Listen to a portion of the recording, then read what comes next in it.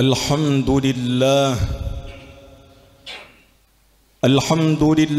الهادي للحق نسأله أن يهدينا لننهض بأماناتنا أشهد أن لا إله إلا الله وحده لا شريك له وأشهد أن سيدنا محمدا عبده ورسوله لا نبي بعده اللهم صل وسلم وبارك وكرم على سيدنا ومولانا محمد وعلى آله وأصحابه أجمعين أما بعد فيا عباد الله أوصيكم وإياي بتقوى الله ولزوم طاعته كما أحذركم وأحذر نفسي من عصيانه ومخالفة أمره حيث قال تعالى أعوذ بالله من الشيطان الرجيم يا أيها الذين آمنوا اتقوا الله حق تقاته ولا تموتن إلا وأنتم مسلمون. Ma'asyiral hadirin, kaum muslimin, jamaah Jumat yang dimuliakan Allah Subhanahu wa taala. Melalui mimbar Jumat kali ini, hamba yang dhaif senantiasa mengajak kita semuanya untuk mari kita selalu berusaha meningkatkan kualitas keimanan dan kualitas ketakwaan kita kepada Allah Subhanahu wa taala. Karena ketakwaan yang berkualitas itulah yang akan dapat banyak menolong kita dalam kehidupan dunia yang fana ini, terlebih lagi dalam kehidupan yang kekal abadi nanti. Karena itu tidak ada yang pantas untuk kita perjuangkan, tidak ada yang patut untuk kita usahakan, kecuali dalam setiap aktivitas, dalam setiap kegiatan kita, muaranya, tujuannya tidak lain dan tidak bukan dalam rangka mendekatkan diri kita kepada Allah Subhanahu wa taala, mengokohkan keimanan dan memperkuat ketakwaan kita kepada Allah Subhanahu wa taala. Kaum muslimin yang dimuliakan Allah Subhanahu wa taala, tema khutbah kali ini akan mengangkat menghindari pribadi yang merugi. Dalam Al-Quran surah Az-Zumar ayat 15, Allah Subhanahu wa taala mengingatkan, A'udzu billahi minasy syaithanir rajim. قل إن الخاسرين الذين خسروا أنفسهم وأهليهم يوم القيامة ألا ذلك هو الخسران المبين. Ketahuilah sesungguhnya orang-orang yang merugi itu adalah mereka yang nanti pada hari kiamat merugi pribadi mereka, merugi keluarga mereka. Ketahuilah sesungguhnya mereka yang merugi pada hari kiamat, baik pribadi dan keluarga mereka, itulah sebenar-benarnya kerugian. Ayat ini membuat standar yang jelas bagi kita kaum muslimin, bahwa standar kerugian, standar kesuksesan bagi kita harus kita tetapkan sesuai dengan ajaran Al-Quran dan ajaran Rasulullah sallallahu alaihi wasallam. Kerugian itu adalah mereka yang nanti pada hari kiamat tidak mampu menjaga diri mereka sendiri, bahkan tidak mampu menghantar keluarga mereka ke dalam surga Allah Subhanahu wa taala. Bukan mereka yang di dunia ini dipenuhi dengan gemerlap hura-hura, kehidupan dan kesenangan yang tidak terkendalikan, tetapi bagi mereka yang memanfaatkan semua kesuksesan prestasi yang dimiliki tersebut untuk menghantarkan diri mereka dan keluarga mereka pada hari kiamat nanti ke dalam rahmat Allah Subhanahu wa taala. Suatu ketika seorang ulama kebingungan untuk memahami surah Wal Asr. Dan surah Al-Asr ini adalah 3 surat yang terkategori pendek, cuma memiliki 3 ayat. Allah Subhanahu wa taala berfirman, A'udzu billahi minasyaitonir rajim. Bismillahirrahmanirrahim. Wal 'asr. Innal insana lafi khusr illa alladhina amanu wa 'amilus shalihat wa tawasaw bil haqq wa tawasaw bis sabr.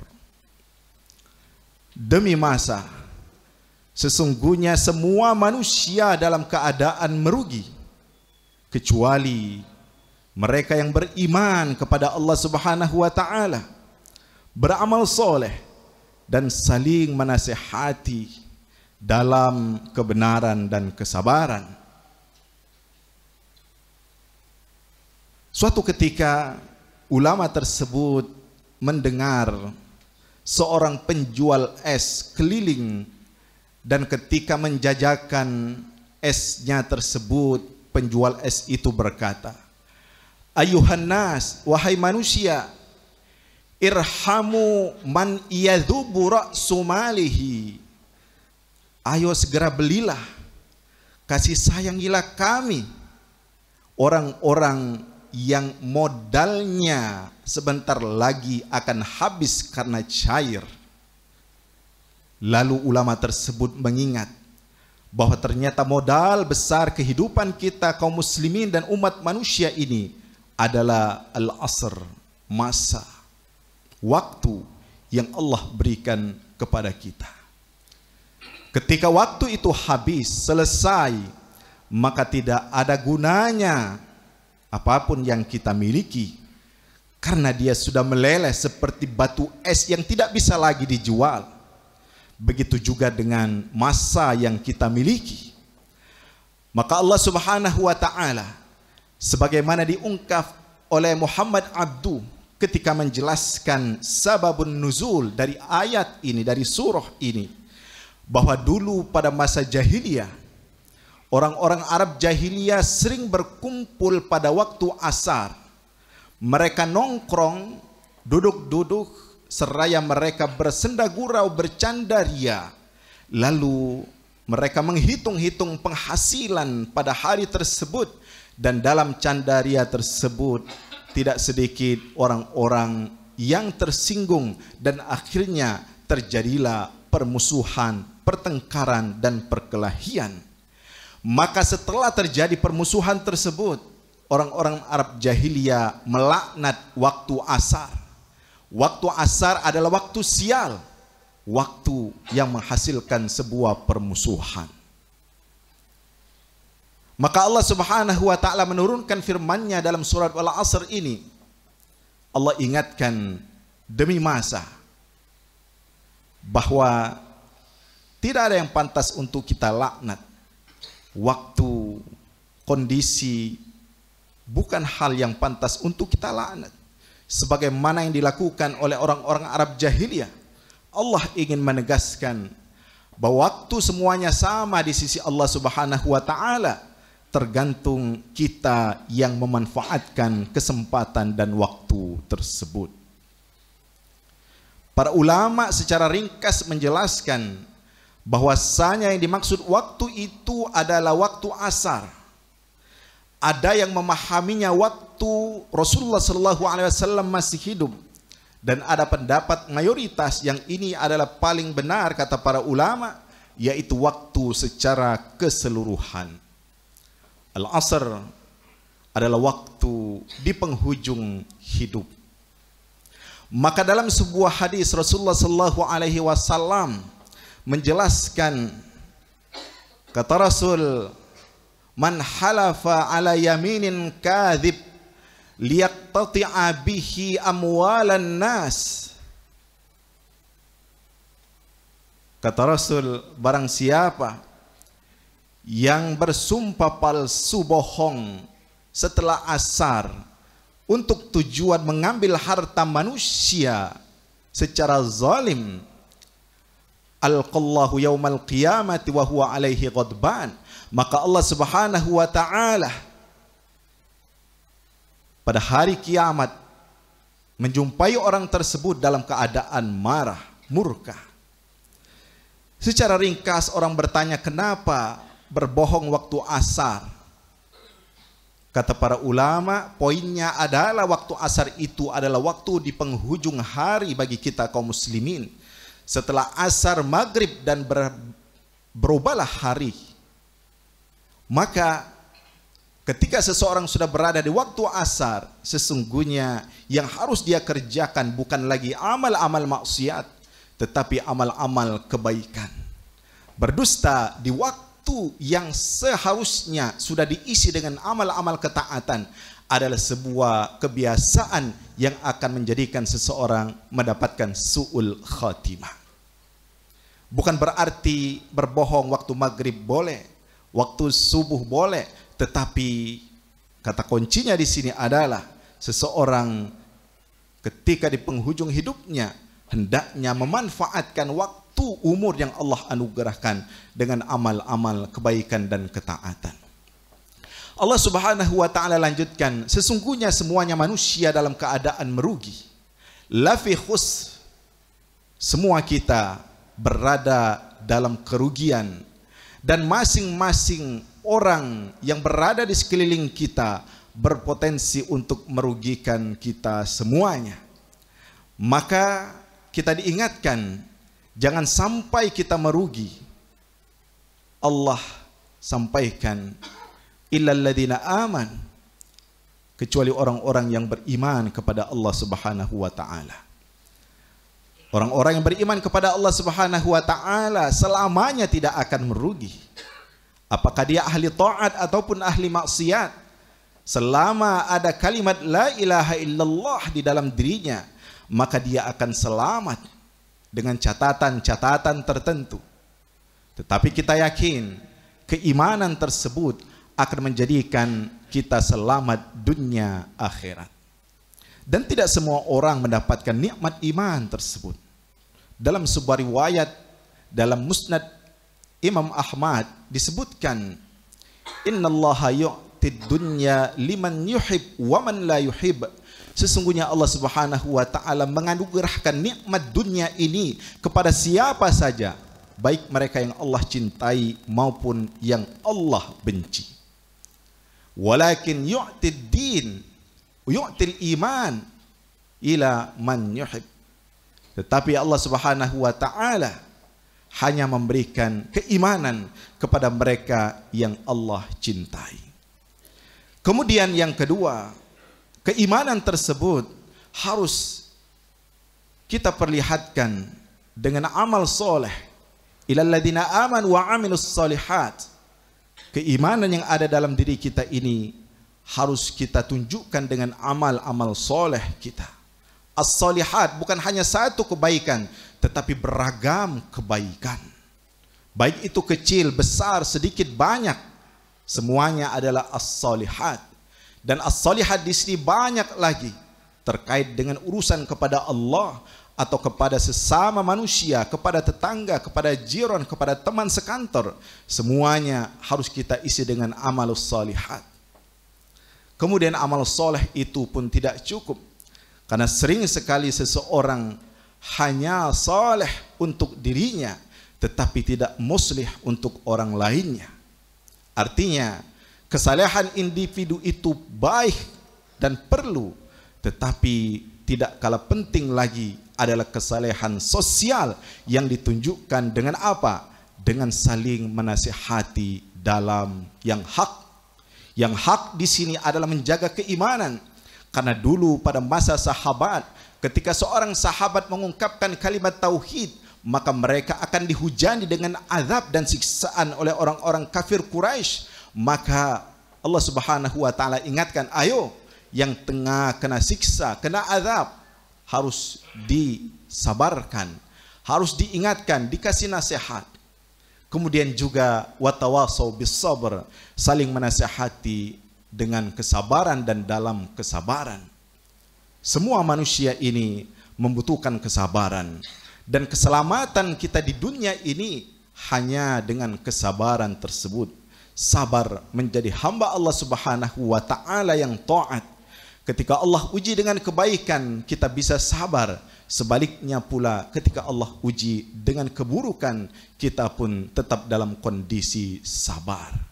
Kaum muslimin yang dimuliakan Allah Subhanahu wa taala. Kemudian selanjutnya, sebelum surah Al-Asr ini ada surat yang disebut dengan At-Takatsur, dan setelahnya ada surah Al-Humazah.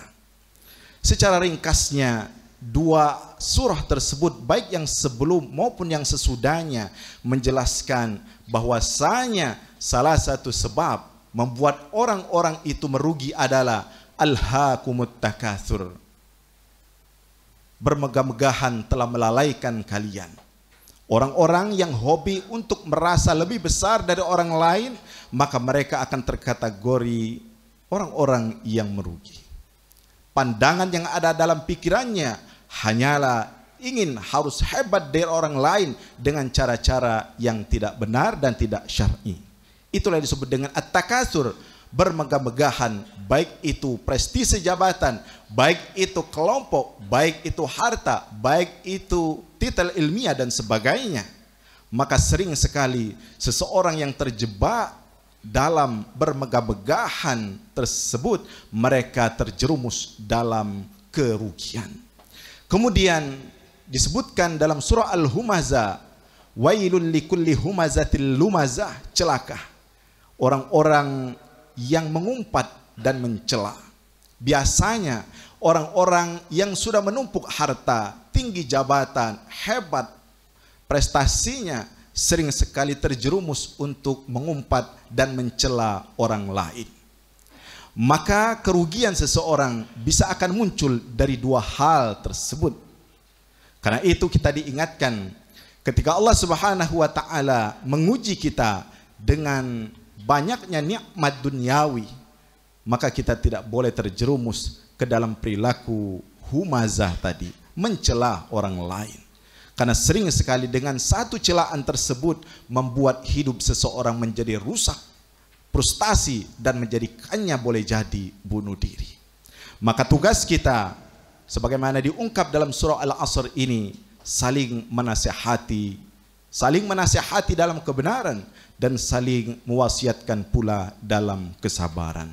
Kaum muslimin yang dimuliakan Allah Subhanahu wa taala, semoga Allah Subhanahu wa taala senantiasa membimbing kita untuk terus menjadi orang-orang yang berusaha keluar dari kelompok-kelompok yang merugi, perbuatan-perbuatan yang merugi, dan kondisi-kondisi yang merugi.